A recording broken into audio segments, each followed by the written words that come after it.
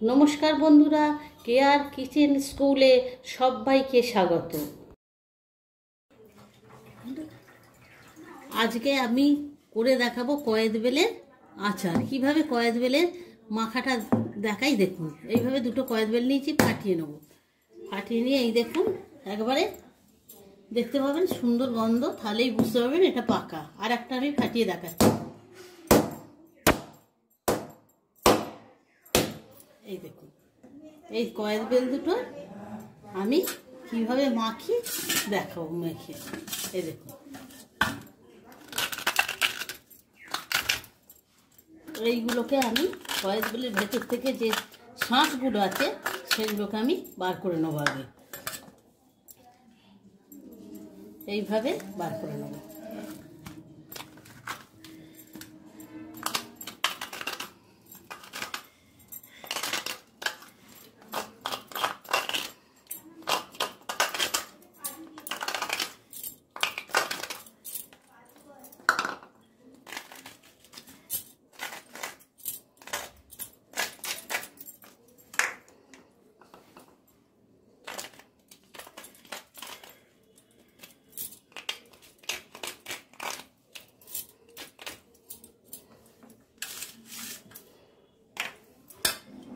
এইভাবে সব কয়েদ বেলটাকে আমি আগে ফাটিয়ে বার করে নিলাম। কয়েদ বেলগুলোর ভেতর থেকে বার করে নিয়ে এর পরে আমি পরিমাণ মতো, এতে যতখানি নুন লাগে আমি একটু নুন দিয়ে দিলাম ততখানি। তারপরে দিলাম কাঁচা তেল দিলাম। কাঁচা সর্ষের তেল কিছুটা দিতে হবে, তবে এতে সেন্টটা ভালো হবে। সেন্টটা ভালো হওয়ার জন্য অনেকটা কাঁচা তেল দিতে হবে। তারপরে বেশ কিছুটা পরিমাণ চিনি দিতে হবে। অনেকে মিষ্টি খায় না বলে মিষ্টি দেয় না, চিনি আর কি। এতে কিছুটা পরিমাণ চিনি দিলে তবেই এটা খেতে ভালো হবে। চিনিটা পরিমাণ আমি বেশ কিছুটা দেবো, তবে এটা খেতে খুবই সুন্দর হবে। দেখতেই পাচ্ছেন চিনি দিলাম।